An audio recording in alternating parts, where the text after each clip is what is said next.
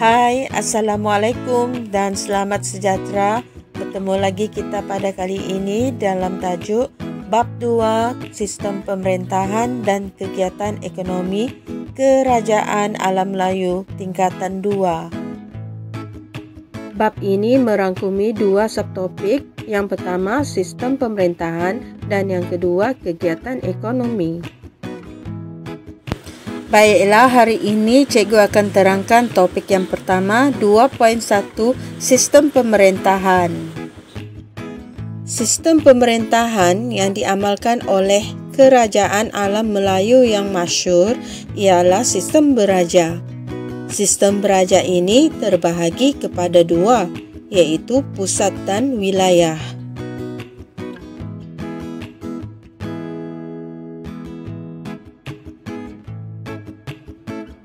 Berikut adalah 7 buah kerajaan alam Melayu yang mengamalkan sistem pemerintahan beraja.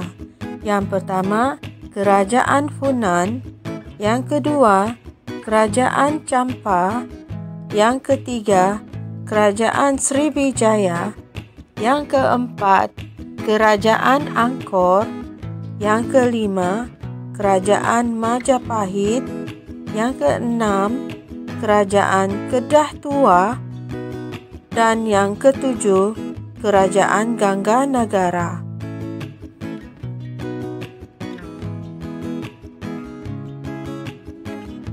Kerajaan Funan yang wujud sekitar abad pertama telah diasaskan oleh seorang Brahmin bernama Kaundinya.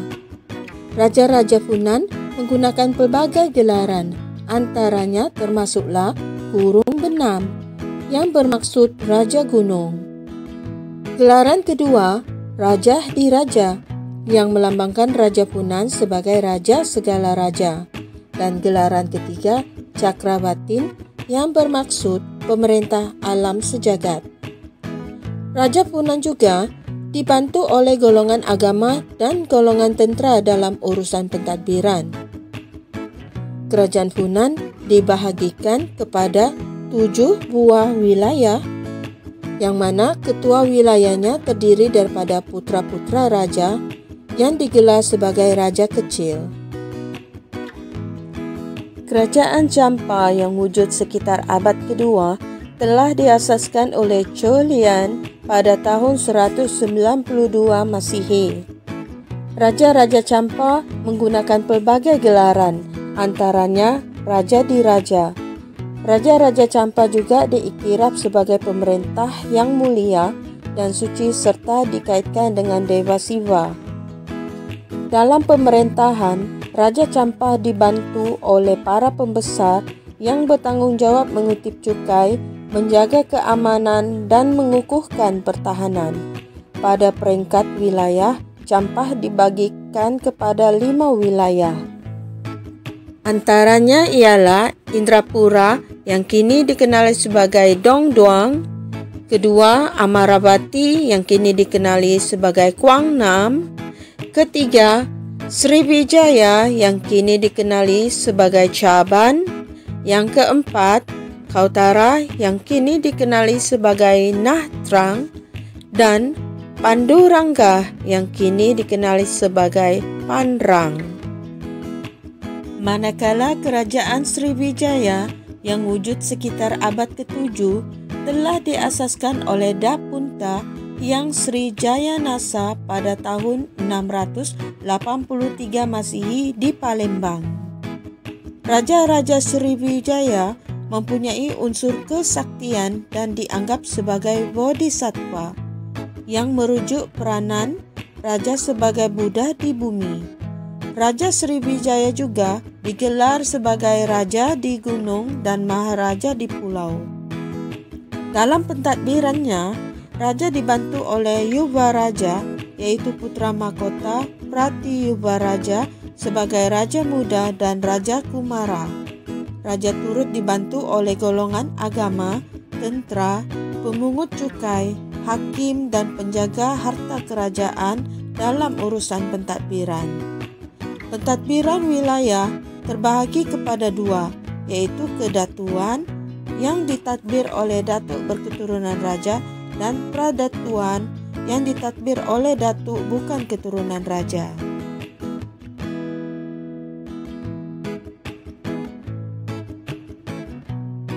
Seterusnya, kerajaan Angkor yang telah wujud sekitar abad ke-9 telah diasaskan oleh Jayavarman II dari Chenla.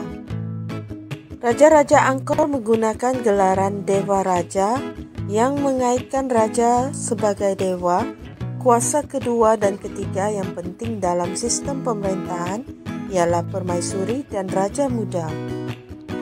Dalam pemerintahan kerajaan Angkor, raja-raja dibantu oleh pembesar-pembesar yang bertanggung jawab dalam bidang keagamaan, kehakiman, keselamatan, dan perbendaharaan. Pada peringkat wilayah, Angkor dibahagikan kepada wilayah, daerah kecil, dan kampung.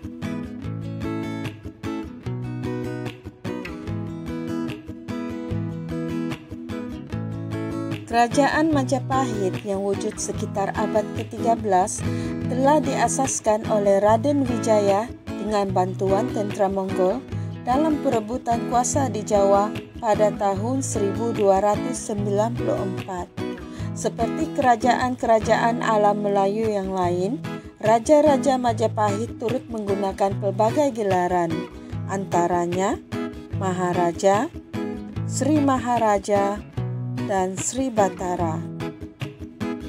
Dalam pemerintahan kerajaan Majapahit, rajanya dibantu oleh Sabta Prabu dan para pembesar.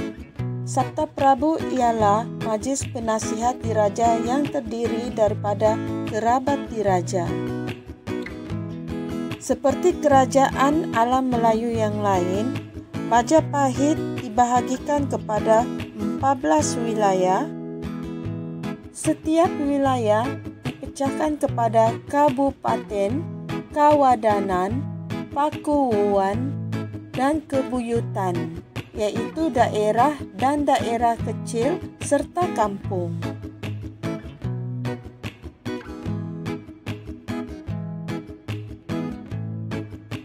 Kerajaan Kedah Tua wujud sekitar abad ke-5. Kerajaan ini banyak dibayangi oleh kerajaan besar di alam Melayu, terutamanya Kerajaan Sriwijaya. Oleh itu, Kerajaan Kedah Tua menjadi sebahagian daripada pradatuan Kerajaan Sriwijaya. Namun begitu, Kerajaan Kedah Tua mempunyai bentuk pentadbiran yang mudah dengan adanya seorang ketua.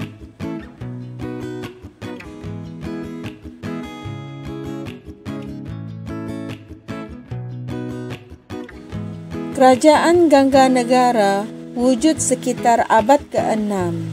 Tidak banyak yang diketahui mengenai sejarah Kerajaan Gangganegara. Struktur pemerintahan kerajaan ini tidak jelas.